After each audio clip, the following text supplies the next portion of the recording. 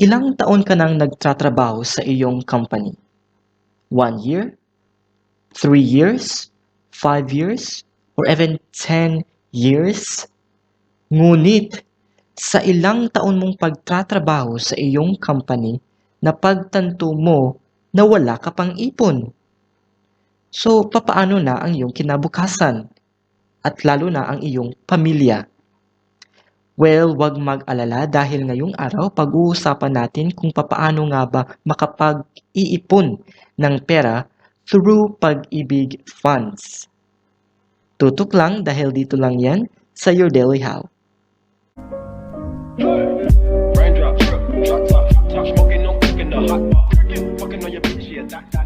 Hi, this is Noah and welcome to Your Daily How.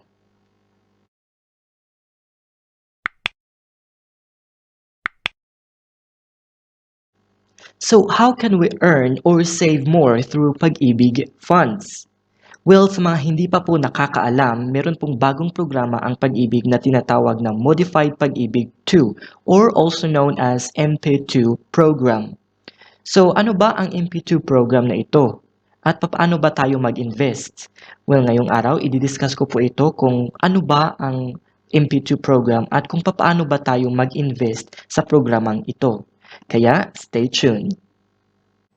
Okay, so ano ba ang pag-ibig? What is pag-ibig? The Home Development Mutual Fund, yan po talaga ang totoong pangalan ng Pag-ibig. Home Development Mutual Fund, also known as Pag-ibig Fund. It is a Philippine government agency, government-owned and controlled corporation under the Department of Human Settlements and Development. So this is basically the answer to the need for national savings program and affordable shelter financing for the Filipino workers. So to make it simple po, the main business po ng Pag-ibig is to provide an affordable housing loan to the Filipino workers. So there are two types of Pag-ibig accounts. Una po ay yung regular savings account mo sa Pag-ibig na tinatawag na P1 account. At ang pangalawa po ay ang Modified Pag-ibig 2 or MP2 account. So ano bang MP2? What is MP2? The Modified Pag-ibig 2 or MP2 is an optional savings scheme for members who want to save more and earn higher dividends on top of the regular Pag-ibig savings. Okay? The Home Development Mutual Fund invests these funds collected from the Pag IBIG MP2 mostly in its housing loan program as well as its short-term loan programs. Ibig sabihin po ay para makapagbigay ng housing loan ang Pag-ibig, kinakailangan nila ng pera at dito sila kumukuha ng pera sa mga nakolek nilang funds sa MP2 program. The funds grow through interest payments from borrowers. The rest is invested in corporate bonds, time deposits, and government securities. So kung nais mong kumuha ng housing loan, pwede ka dito sa Pag-ibig, mas mababa pa ang kanilang interest. So, who can save under the program? So, sino-sino nga ba ang pwede makapag-apply sa programang ito? Number 1, if you are an active Pag-ibig fund member, if monthly ka nag-remit sa Pag-ibig or if automatically deducted ang iyong sahod to Pag-ibig ng iyong company. Number 2, former Pag-ibig fund members with source of monthly income and or pensioners regardless of age with at least an equivalent of 24 monthly savings. So kahit retired ka na, pwede ka pa rin pong mag-apply sa programang ito. Basta't may equivalent of 24 monthly savings ka na. Alright? And then, magkano ba ang minimum or limit amount to how much you can save under MP2? So, ito po. Ang minimum investment nyo lang po is 500 pesos. Napakaliit lang po. Okay? Kaya nauuso ito ngayon, maraming mga Pilipino ang nahuhumaling mag-invest sa MP2 program dahil sa very low minimum amount na pwede mong i-invest. Ang minimum as 500 pesos lamang.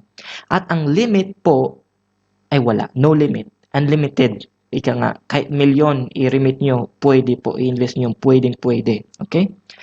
Pero, If for example, more than 500,000 lump sum ang i-invest nyo sa MP2 program na ito, pwede siya. But you have to go to Pag-ibig branch personally to remit it yourself. Okay? So, how do I save under MP2 Savings Program? Well, there are two ways po para makapag-save kayo, makapag-invest dito sa MP2 program. Alright? Number one, regularly save a minimum amount of 500 pesos or monthly savings po. So, every month mahuhulog po kayo sa Pag-ibig ng 500 pesos. Second way is one-time savings or lump sum. Ibig pong sabihin nito ay magbabayad kayo sa Pag-ibig ng malaking pera kung meron na kayo, for example, 100,000 pesos, one-time payment, and the next following month hindi na kayo magbabayad for the whole year. One time lang, okay? So, those are the two ways to save under MP2 program. And then, how much dividends will your savings earn? So, magkano ba ang dividend rate sa MP2 program na ito? Your MP2 savings shall earn dividends at a higher rate than that of the regular Pag-ibig savings program. The dividends you shall earn are tax-free. Tama po, narinig ninyo, nakita ninyo sa screen. Tax-free po ito. Actually, ang pagkakaalam ko, ang normal dividends ng bangko o ng ibang institution ay may tax na 10%. O di ba? Mas maganda na dito sa MP2 kasi tax-free. Medyo malaki na rin yung 10% taxed ha. Kaya mas makakasave kayo ng 10% dito sa MP2. So your dividends are derived from no less than 70% of the Pag-ibig Fund's annual net income. The 3-year average MP2 dividend rate is at 6.96% per annum. So, ang rate po this year, 2020, is 6.96%. This is the average rate po ng the past 3 years ng MP2 dividend rate. Let us take a look of this graph. Okay, so on 2017, ang rate po nila is 8.11. That was the highest ever. Alright? Last year po, 2018 was 7.41 and last year was 6.96 or something around 6. Hindi ko lang po makita kung magkano ba last year. Basta ang alam ko this year is 6.96%. Malaki na rin po yun. I-compare nyo po dito ito. Itong mga red na ito po ang average interest rate on banks time deposits of more than 1 year. O diba? Compare nyo po dito sa MP2 program. Napakalaki po talaga ng diferensya. Kaya para sa akin mas maganda ang MP2 program kung gusto nyo mag-invest. So, when can you receive your MP2 dividends? Well, actually, you can choose to receive your MP2 dividends through any of the following options. Number one, upon its 5-year maturity with your MP2 dividends compounded. Or number two, annually with your MP2 dividends credited to your savings or checking account with Land Bank of the Philippines, Development Bank of the Philippines, or other banks that the Pag-ibig Fund may accredited in the future. For members who opt for annual dividend payout but have no Philippine bank account, especially in the case of overseas members, MP2 dividends shall be released via check payable to the MP2 saver. So ito po ang two ways para maka-receive kayo ng MP2 dividends ninyo. Kung ano po sa ito ang mas maganda para sa akin ay number 1, 5-year maturity. Bakit? Dahil through 5-year maturity, hindi nyo po talaga makukuha. Bawal pong kunin ang iyong investment before ito mag-mature, okay? So, mas makakasave talaga kayo kaysa sa annually. Yun po ang para sa akin lamang. Alright? And then, can you reapply for a new MP2 savings once your MP2 savings mature? Yes po, you can. Once your MP2 savings reaches its 5-year maturity, you may reapply. You can actually reapply for a new Pag IBIG MP2 savings account. Members may claim their MP2 savings anytime upon its maturity. Okay? Anytime as long as it's matured. But if kung hindi nyo po kunin ito or if unclaimed po ang inyong investment sa MP2, your MP2 savings shall continue to earn dividends based on the regular Pag IBIG Savings Program P1 account rates for 2 years po. And after that, after which it shall be treated as an accounts payable and shall no longer earn dividends. Alright? Are Pag IBIG MP2 savings guaranteed?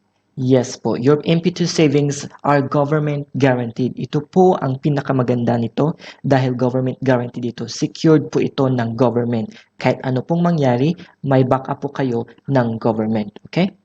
And take note, the very last institution who will go bankrupt is the government. Okay?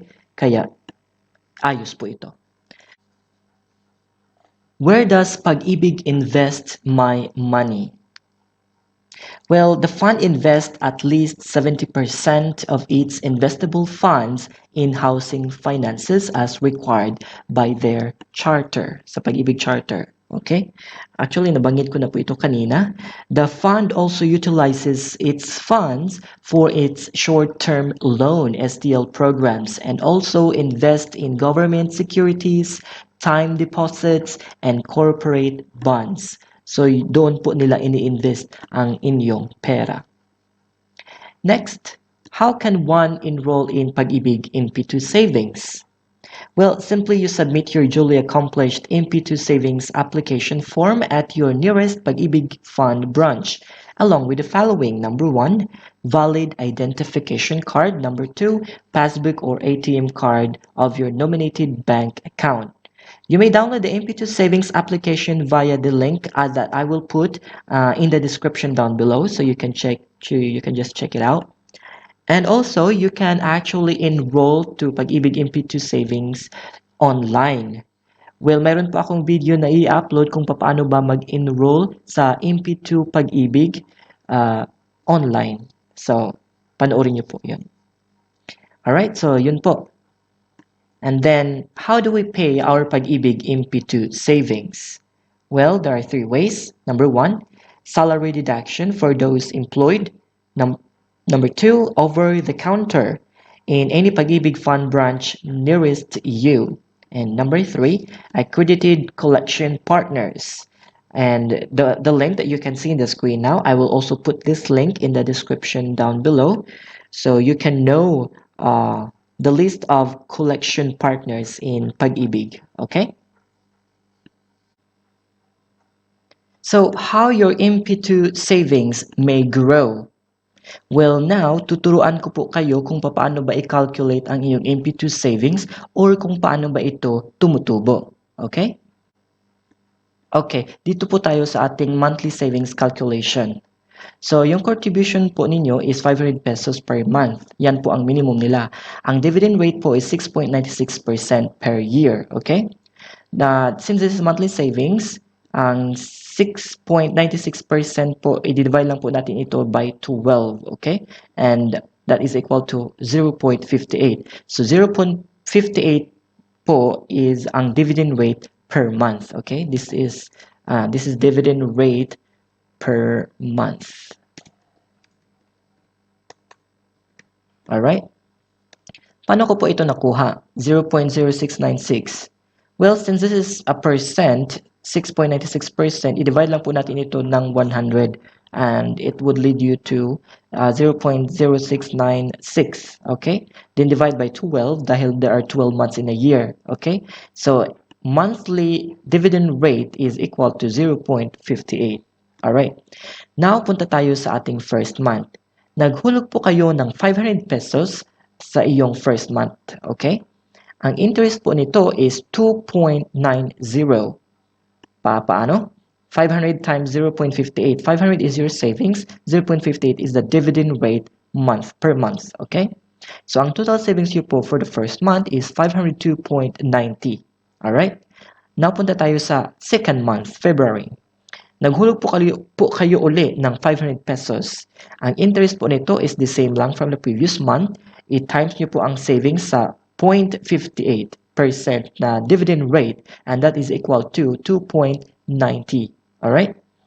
Ang total interest po nito, remember, the previous month, meron na po kayong 502.90 total savings. So, ang total interest po nito, the second month, is 2.92. Paano? I-multiply po natin ang previous month's total savings to the dividend rate this month, which is 0.58%. Okay, so kaya naging 2.92. So ang total savings nyo po is 1,008.72. Paano? I-divide nyo lang po, not divide, sorry. I-plus o i-add nyo lang po ang 502.90 plus 2.92, that was the first month, plus this month's interest, 500 plus 2.90. So that is equal to 1,008.72. Okay? Merge ko lang to. So, yun po. Now, punta tayo sa the third month. So, the third month, ganun din po, the same procedure from the previous month. Ang naghulog po kayo ng 500 pesos. Ang interest po nito is 2.90. Ang total savings, total interest po nito is 1,008.72 times 0.58%. That is equal to 5.86. Saan natin kinuha itong 1,008.72? That was from the previous total savings, okay, which is 1,008.72. Alright? So, times lang po natin iyan to 0.58, which is the dividend rate for that month. That is equal to 5.86, right? Now, ang total savings nyo po for the third month is 1,517.58. I-add nyo lang po ang iyong total savings plus interest the previous month plus today's savings plus interest. Okay? So, yun po. Yun po ang calculations kung paano ba tumutubo ang iyong pera sa MP2. Let's have another example. MP2 savings 500 pesos per month every year. So, monthly naghuhulog po kayo ng 500 pesos, di ba? Accumulated monthly savings per year is 6,000 pesos po. And this is 5 years because the maturity period for this account is 5 years, let's say for example. So, kung mayroon kayong 6,000 every year, ang total nyo pong savings for 5 years is 30,000. O diba? Hindi mo mamamalayan, ayun, yung correct word, mamamalayan, na every month 500 lang hinuhulog mo, tapos after 5 years, meron ka ng 30,000. Hindi na masama, diba? Lalo pag compounded ito, diba? So, compounded, ang hulog mo is 500 pesos per month, 6,000 per year. Ang total earnings mo for the whole 5 years is 35,776.68. O di ba 5,000 ang nilaki nito. So, hindi na masama. Para sa akin, talagang ayos ang MP2. Paano pag 1,000 ang ihuhulog mo every month? Let's have this example. Ito po. Here. Alright. Annual dividend payout, 1,000. So, kung may 1,000 kayong hulog every month, in a year, ang masisave nyo is 12,000. For the whole 5 years, 60,000 ang makukuha ninyo, di ba? Hindi na masama. Oh, by the way, sorry, it's not 30,000. This is 60,000. Okay. So, ayun, hindi na masama, di ba? Kung compounded savings, may tutubo po kayo. Ang 60,000 nyo, magiging 71,553.37. Hindi na masama. Talagang napakalaking savings na ito compared sa ibang institution. Para sa akin, ha? So, yun po ang calculations kung paano ninyo, kung paano matumutubo ang iyong savings, ang iyong pera sa MP2 account. So, you have just learned how to calculate your MP2 savings or kung paano ba ito tumutubo. Ngayon naman, pag-uusapan natin kung ano-ano ba ang mga advantages at disadvantages ng MP2. Let's start with the advantages. Number one, it has only a minimum investment amount of 500 pesos. Napakamura lang po kaya kahit sino pwedeng mag-invest dito dahil sa murang investment amount nila. Kaya nga ito nauuso ngayon, maraming Pilipino ang nag-invest sa MP2 program na ito. And then it is tax-free. Yun po ang isa sa pinakamaganda, tax-free po ito dahil sa ibang institution may tax po sila na 10%. Malaki na rin po ang 10% na masisave ninyo, di ba? Sa MP2. And then, it is guaranteed by the government. Meaning, back up na kayo ng government. Ang savings nyo ay secured na ng government. And lastly, it has high dividends. As what you have seen on the graph that I have shown earlier, well, compared to the banks, institutions, or other institution, MP2 has a high dividend rates. So, yun po ang isa sa ayos sa programang ito. Now, punta tayo sa disadvantages ng MP2. Slow processing, especially kung mag-claim na kayo ng pera ng investment ninyo. I don't know why, but hopefully now, it's not slow anymore. I think it's really normal in the Philippine government. Ang kalakaran sa gobyerno sa pagpaprocess ng iyong mga papeles or kahit ano-ano pa. Ganun talaga. Parang nasanay na nga ako. Pero kung may pasensya naman kayo, kung pasensyoso kayo na, or may patience kayo mag-antay, then you will not mind slow processing. Another disadvantage is it is connected to housing market. Ibig sabihin, kung bababa ang interest ng loan ng Pag-ibig, bababa din ang kanilang kita. So, pero ganun talaga. Minsan, yung interest rate ay tumataas at bumababa. So, yun po. So, yun po ang ating discussion for today about MP2 program. Kung ano ba ang MP2 and how to invest in MP2 program. On my next video, I will teach you on how to enroll to MP2 program online. Alright? So thank you so much for watching my video. Please don't forget to comment, like, share, and subscribe to my channel. Peace out.